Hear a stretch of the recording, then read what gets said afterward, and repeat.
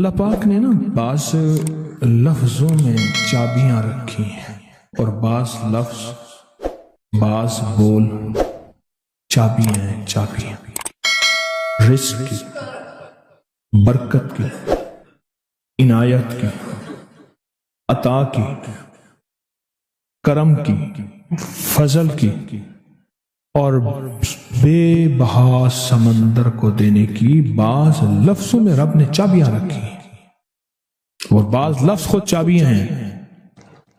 رزق کی چابیاں، صحت کی چابیاں، برکت کی چابیاں۔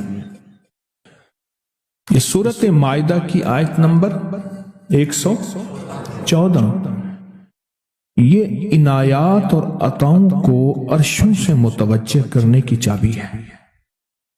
یہ صرف روٹی رزق کے لیے نہیں ہے، من پسند کھانے کے لیے نہیں ہے، یہ تو اس کا ایک چھوٹا سا فائدہ ہے،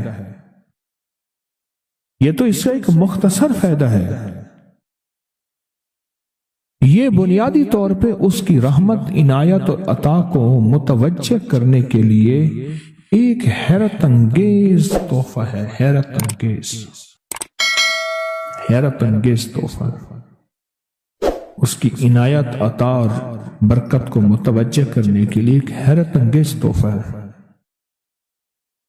یہ رزق اور دولت کی چابی ہے، یہ برکت کی چابی ہے۔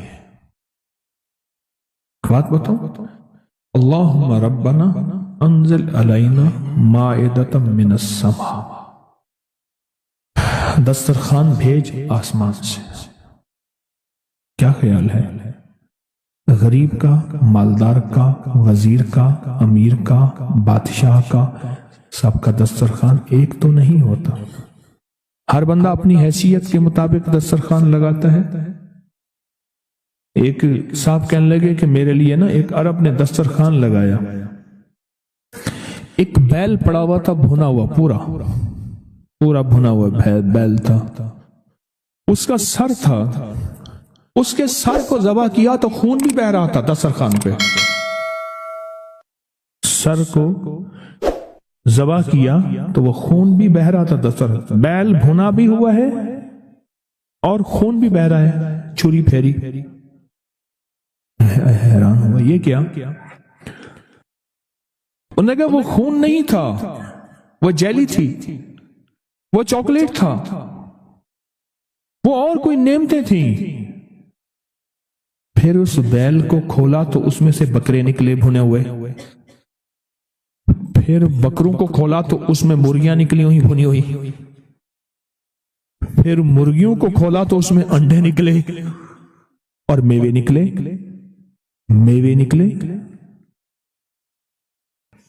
بادشاہ کا دسترخوان ہے تو وہ اپنی حیثیت کے مطابق اس کا دسترخوان ہے، اپنی عظمت کے مطابق دسترخوان ہے۔ میرے اللہ کا دسترخوان، انزل علینا مائدۃ من السماء، پر مولا دسترخوان دے ایسا جیسے عید ہو جائے۔ اب اس آیت کی تنہائیوں، اس آیت کی گہرائیوں اور اس آیت کے اندر کی شہ تک پہنچے۔ اللہ دسترخوان دے، پر دے ایسے کہ جیسے عید کر دے۔ آپ اللہ سے مانگتے ہیں تو اللہ سے اللہ کے مطابق مانگے۔ میرے رب کی جتنی عظمت ہے، وقار ہے، شان و شوکت ہے، میرے رب کی جتنی طاقت قوت ہے، اس کے مطابق مانگے، اس کے مطابق مانگے۔ کیا خیال ہے؟ یہ آیت اصل میں دسترخوان کے لیے ہے، اور دسترخوان سے مراد یہ کھانا نہیں، دسترخوان سے مراد دونوں دسترخوان ہیں، رزق روحانی اور رزق جسمانی، دونوں دسترخوان جو میرے رب کے پسندیدہ دسترخوان ہے، رزق روحانی بھی اور رزق جسمانی بھی۔ ہم افطار کے وقت کھانا مانگتے ہیں اللہ سے، مال مانگتے ہیں، دولت مانگتے ہیں، کیوں اتنی تھوڑی چیز مانگتے ہیں؟ اللہ سے رزق روحانی کیوں نہیں مانگتے؟ اور جنہوں نے رزق روحانی مانگا تھا، ایک اللہ والے تھے، ان کے خلیفہ تھے،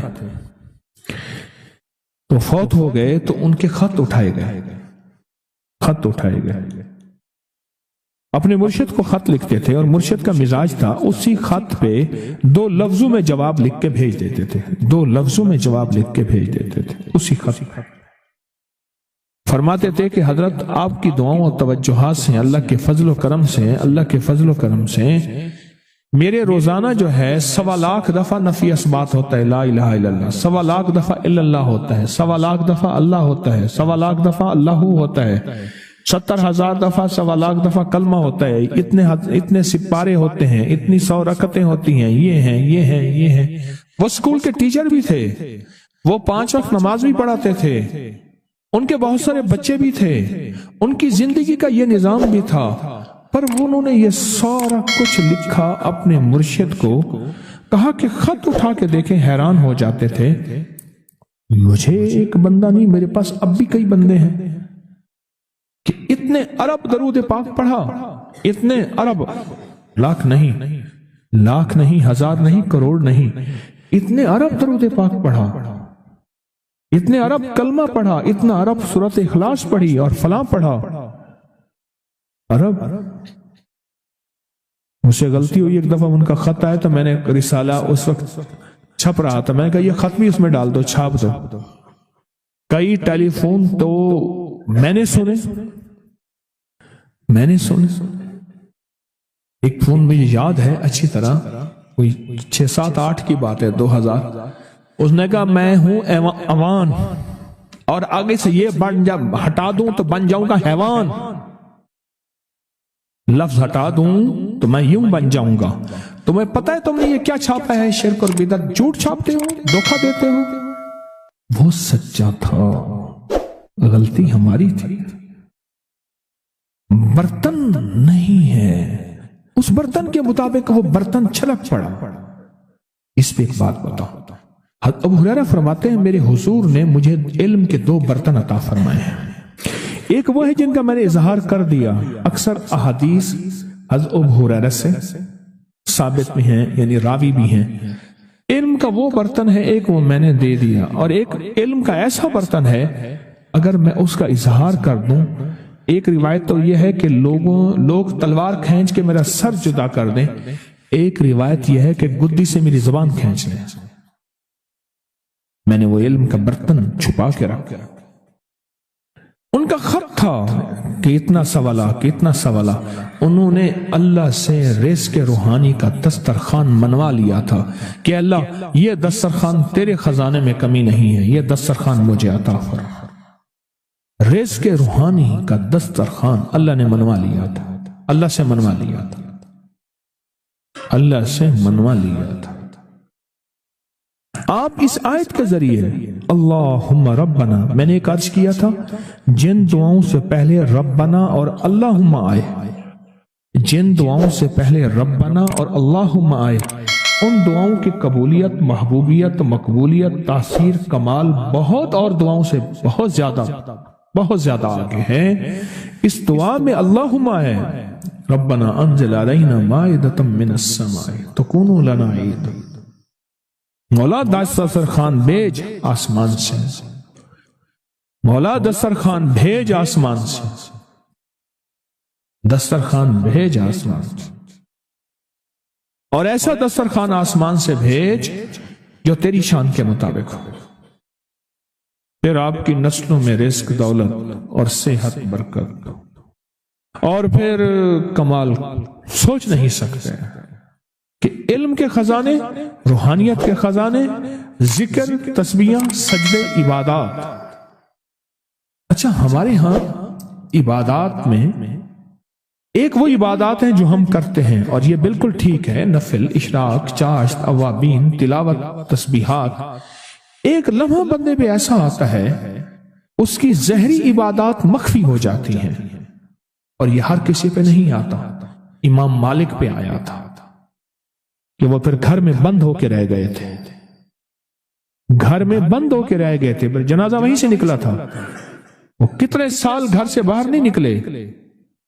اس آیت کے ذریعے اللہ سے منوائے، میرے قرض کبھی نہیں اتر سکتا۔ کہا کہ ایک عمل میں نے بہت ہی طاقت سے کیا، ایک دفعہ آپ کے درس سے سنا تھا جب بندے کی آنکھ کھلتی ہے تو دائیں طرف ایک فرشتہ ہوتا ہے، بائیں طرف شیطان ہوتا ہے۔ شیطان کہتا ہے دنیا کی فکر کر، مال کی، کاروبار کی، زندگی کی، نظام کی، کیا ہوگا آج، کیا ہوگا، کیسے ہوگا، کس طرح ہوگا، فلاں کام کا کیا ہوگا۔ اور فرشتہ کہتے ہیں اللہ کا نام لے، اللہ سارے کام بنانے والا ہے، اللہ بگڑی بنانے والا ہے، اللہ مسائل کو حل کرنے والا ہے، اللہ زندگی کی ناکامیوں کو دور کرنے والا ہے۔ اور کہا کہ بندہ اگر اللہ کا نام لے لیتا ہے تو پیشانی پہ ایک لفظ لکھا جاتا ہے جس کو غنی کہتے ہیں، اور اگر بندہ اللہ کا نام نہیں لیتا تو پیشانی پہ ایک لفظ لکھا جاتا ہے جس کو فقر کہتے ہیں، جس کو میرا رب فقیر کر دے کائنات کی طاقت اس کو غنی نہیں کر سکتی، جس کو میرا رب منگتا کر دے کائنات کی کوئی بندہ امیر، رئیس، بادشاہ اس کو دے نہیں سکتا۔ کہا کہ میں نے اس پہ عمل کیا، اور اس پہ عمل کے ساتھ میں نے یہ عمل شروع کیا جس کو بیٹی والا عمل کہتے ہیں، سوتے ہوئے۔ اعوذ باللہ من الشیطان الرجیم، بسم اللہ الرحمن الرحیم، لا حول ولا قوت الا باللہ العلی العظیم۔ یہ 11 دفعہ پڑھنا، تاکہ میں نے یہ 11 دفعہ عمل شروع کر دیا، اور کچھ عرصے میں میرے اسباب پیدا ہوئے، میرے قرضے کیسے اترے، میں حیران ہوں۔ کہا کہ پہلے اتر جاتے تھے، پھر چڑھ جاتے تھے، پھر اتر جاتے تھے، پھر اور کبھی آج تک پورے نہیں اترے تھے۔ اب صورتحال یہ ہے کہ اللہ پاک نے اتنا دیا ہے کہ بہن بھائیوں کے ساتھ، رشتہ داروں کے ساتھ، پڑوسیوں کے ساتھ میرا معاملہ وسیع القلبی کا ہے۔ اللہ نے اتنا دیا ہے کہ میں ان کو دیتا ہوں، گھر والوں کو بھی، اپنے آپ کو بھی، صرف اس عمل کی وجہ سے۔ اور کہا میرا دل مانتا ہے، پہلے میرے ماتھے پہ فقر لکھا تھا، میرے باپ کے ماتھے پہ فقر لکھا تھا، اس کے باپ دادا کے ماتھے پہ فقر لکھا تھا۔ اس عمل کی وجہ سے اللہ نے فقر مٹا کے مجھے غنی کر دی، اس عمل کی وجہ سے۔ چھوٹا سا سوتے ہوئے جب اٹھے، پاک ناپاک، وضو بے وضو، جس حالت میں ہیں سوتے ہوئے، اسی وقت سوتے ہوئے آنکھ کھلتے ہی کلمہ پڑھ کے یہ اعوذ باللہ من الشیطان الرجیم، بسم اللہ الرحمن الرحیم، لا حول ولا قوت الا باللہ العلی العظیم، یہ پڑھنا ہے 11 بار پڑھنا۔ کہا کہ اس عمل نے مجھے غنی کر دیا، اس عمل نے مجھے غنی کر دیا۔ اور کہا میرا وجدان کہتا ہے، میرا دل کہتا ہے کہ میرے ماتھے پہ فقر لکھا تھا، میرے باپ کے ماتھے پہ فقر لکھا تھا کہ تو بھی فقیر رہے گا، تیرا بیٹا بھی فقیر رہے گا، اس کا باپ وہ بھی فقیر رہے گا۔ ہم نے تمہیں وسعت نہیں دینی، رزق وسیع نہیں کرنا، ہم نے تیری زندگی میں مشکلات لانی ہے، تیری نسلوں کی زندگی میں مشکلات، وہ ساری عمر ادھر پکڑ یوں کھینچتان زندگی گزر گئی۔ کہا کہ جب سے میں نے یہ عمل کیا، اللہ نے مجھے غنی کر دیا، اور لگتا ہے میری پیشانی پہ، اصل وہ کہنے یہ آیا تھا کہ سنا ہے آپ پیشانی پڑھ لیتے ہیں، سنا ہے آپ کے بارے میں کہ آپ کو پیشانی کی لکیروں پہ نظر آ جاتا ہے کہ یہ فقیر ہے یا غنی ہے، شقی ہے یا سعید ہے، بدبخت ہے یا نصیب والا ہے یا بخت والا ہے اور مقدر والا ہے۔ آپ مجھے یہ دیکھیں، کیا میری واقعی ایسا ہو گیا ہے کہ میرے مطابق تو میری پیشانی سے جو فقر تھا وہ ختم ہو گیا، اب غنا آ گیا ہے۔ اس کا اپنا خیال تھا، اس کا میرے بارے میں ایک اچھا گمان تھا، مجھے تو ایسا محسوس نہیں ہوتا کہ میں پڑھ لیتا ہوں۔ یقین جانیے یہ عمل ایسا ہے، بہت طاقتور عمل ہے، یہ عمل اتنا قوت والا ہے۔ کیوں؟ یاد رکھیں، میں نے آپ کو بتایا تھا جو ایک دفعہ بسم اللہ پڑھتا ہے کیا ہوتا ہے، اس کی رات بتایا تھا 10,000 نیکیاں، اور اس کے نام اعمال میں 10,000 برائیاں۔ نیکیاں ملتی ہیں، برائیاں ختم ہوتے ہیں، 10,000 درجات بلند ہوتے ہیں۔ یہ صرف ایک دفعہ بسم اللہ پڑھنے سے ہے، اور ایک بسم اللہ کے اور کمالات ہیں۔ اور جب بندہ اعوذ باللہ من الشیطان الرجیم پڑھتا ہے تو پتہ ہے کیا ہے؟ اعوذ کہتے ہیں اصل میں چھتری کو، کہ مولا میں ڈھال میرے پاس کچھ نہیں، میں نہتا ہوں میرے ہاتھ کچھ نہیں، تیری طاقت ہی ہے جو میری چھتری ہے، میرا سنبھال ہے، اور میرا ڈیفنس ہے، اور میرا دفاع ہے، اور میری حفاظت ہے۔ مولا میری بس ہو گئی ہے، اب تو آ کے میری حفاظت کر، میرے بس میں نہیں ہے، کیوں؟ طاقتیں زیادہ ہیں، قوتیں زیادہ ہیں، جنات شیاطین ہیں، نہ وہ نظر آئے نہ ان کے وار نظر آئے۔ بندہ نظر آتا ہے نا تو بندے کے وار بھی ساتھ نظر آتے ہیں، وہ ہاتھ سے مار رہا ہے، لاٹھی سے مار رہا ہے، اینٹ سے مار رہا ہے، بندوق سے مار رہا ہے، خنجر تلوار سے مار رہا ہے۔ مولا اس کے تو نہ وار نظر آتے ہیں نہ اس کے یا خود نظر آتا ہے۔ اے اللہ بس اب تیری رحمت آئے گی، تو آ جا۔ اعوذ باللہ من الشیطان، اور میرے پاس شیطان بھی وہ نہیں ہے، شیطان وہ ہے رجیم جو پھر ایک کے بعد دوسرا حملہ کرتا ہے، دوسرے کے بعد تیسرا حملہ کرتا ہے، چھپ چھپ کے حملہ کرتا ہے، وہ رجیم ہے میرے پاس۔ جب بندہ پڑھتا ہے نا لا حول، اس کو ذرا غور سے سننا، لا حول ولا قوت الا باللہ العلی العظیم، جب بندہ یہ دعا پڑھتا ہے نا، یہ ذکر کرتا ہے، اس کا پتہ معنی کیا ہے؟ اے اللہ تیری چاہت ہوگی تو میں نیکی کر سکوں گا، اور اگر تیری حفاظت ہوگی تو میں گناہوں، برائیوں، آفتوں، مصیبتوں سے بچ سکوں گا۔ اے اللہ اپنی چاہت کو قریب کر دے میں تیری چاہت کے قریب ہو جاؤں، اور حفاظت کا نظام میرے ارد گرد کر دے، کیونکہ تیرے بغیر میں بچ نہیں سکتا، تیرے بغیر مصیبتوں سے، تکلیفوں سے، گناہوں سے، معصیت سے، خطا سے، لغزش سے اے اللہ بچ نہیں سکتا۔ اصل میں اس دعا میں اپنے آپ کو یہ سارا اللہ کے حوالے